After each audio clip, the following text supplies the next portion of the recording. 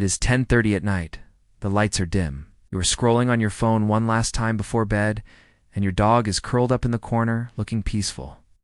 You assume everything is fine? Then, sometime around 2 in the morning, you hear it, that low, uncomfortable whine from the other room, or worse, the sound of retching on your hardwood floor.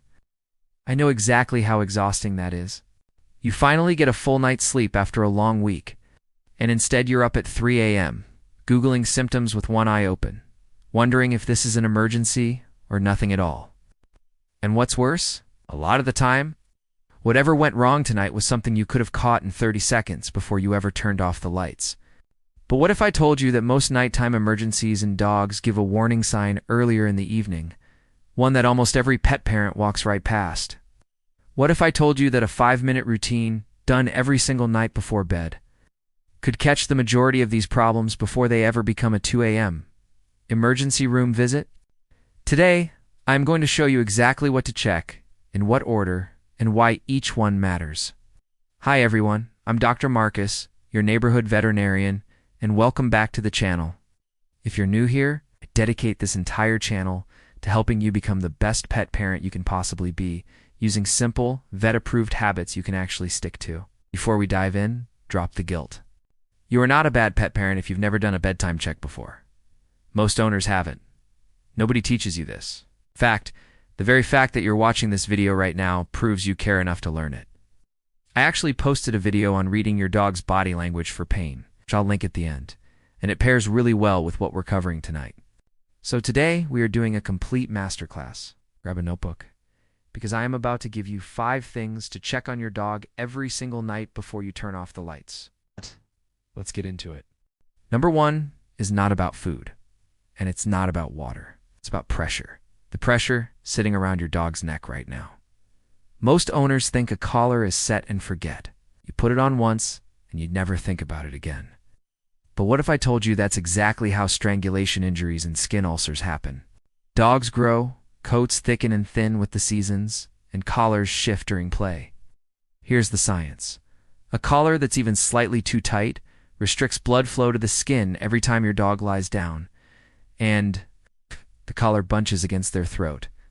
Over hours of sleep, that constant low-grade pressure can cause chafing, hair loss, or, in rare but real cases, tracheal irritation. Especially in small breed dogs with delicate tracheas, the check itself takes 10 seconds. Slide 2 flat fingers under the collar. If they slide in easily with a little room to spare, you're fine.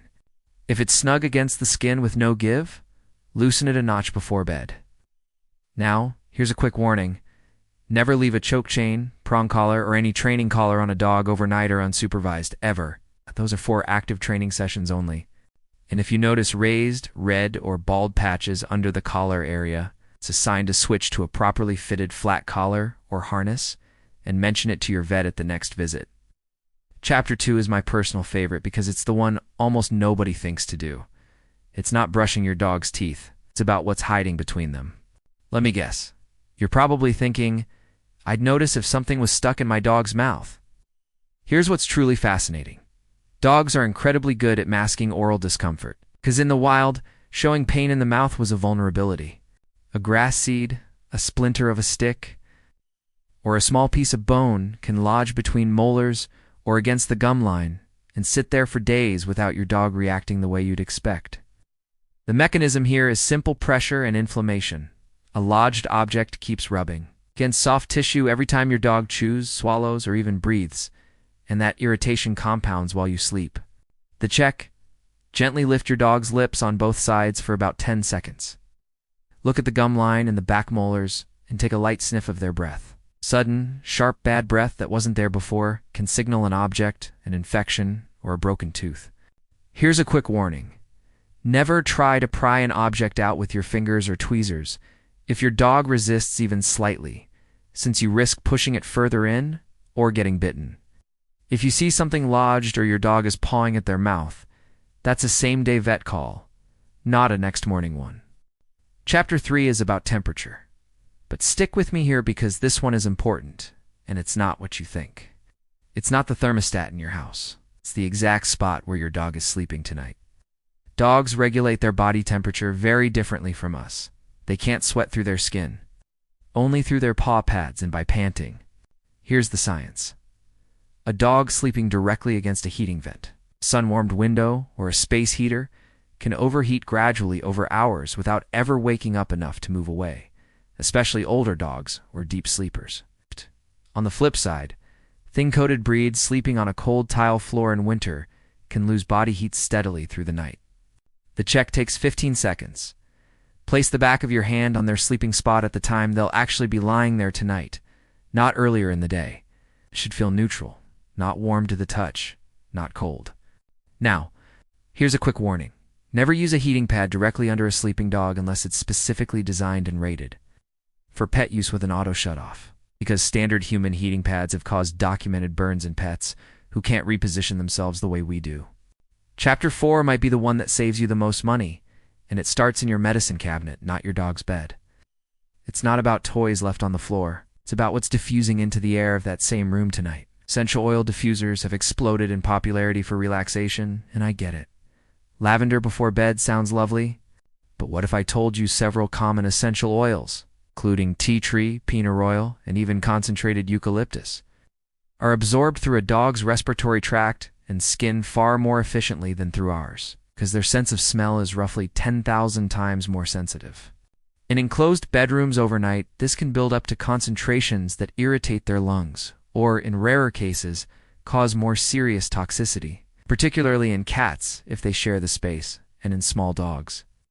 The check: look around the room your dog sleeps in tonight for diffusers, plug-in, air fresheners, or scented candles actively burning. If you want aromatherapy, keep it in a room your dog doesn't sleep in. Or use a pet-safe diffuser blend recommended by your vet at a very low concentration with the door cracked for ventilation. Here's a quick warning. If your dog starts drooling excessively, pawing at their face, or coughing after time near a diffuser, move them to fresh air immediately and call your vet or animal poison control. Chapter 5. And this is the foundation everything else builds on.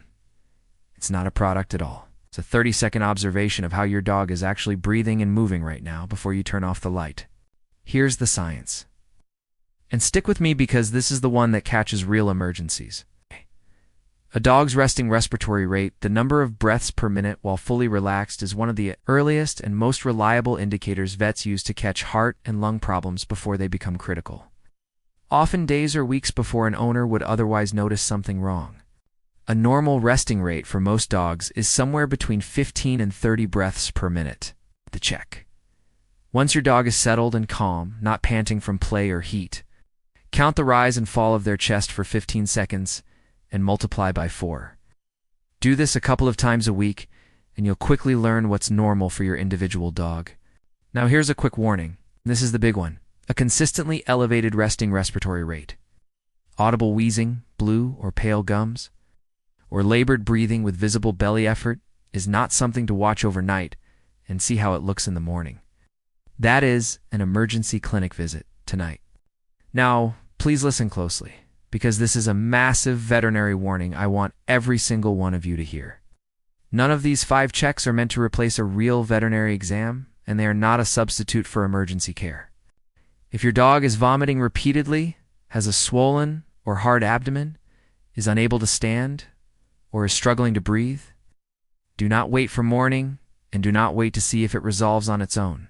Call your emergency vet immediately. These checks are designed to catch small problems while they're still small, and to give you the confidence to know the difference between keep an eye on it and go now. Here is the golden rule. You do not need to do a deep, worried inspection every single night. That's not sustainable, and it's not necessary. Do the collar check and the mouth check every night. It takes under a minute combined. Do the sleeping spot temperature check and the room scan for diffusers or scented products 2 to 3 times a week, or any time you change something in the room. Do the breathing count once a week when your dog is calm, just to know their normal baseline. The whole routine, even on a thorough night, should take you no more than 5 minutes. Sleepless nights and emergency vet visits are one of the hardest parts of being a pet parent.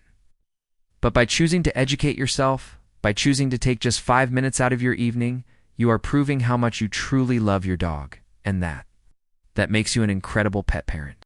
If this video gave you a little more peace of mind tonight, please hit that like button. It helps more pet parents find this information when they need it. Subscribe and hit the bell so you never miss our weekly deep dives. And please, leave a comment telling me, what's one thing about your dog's nighttime routine you're going to start checking tonight? I read every single one. Give your sweet, beautiful dog a gentle scratch behind the ears for Dr. Marcus tonight.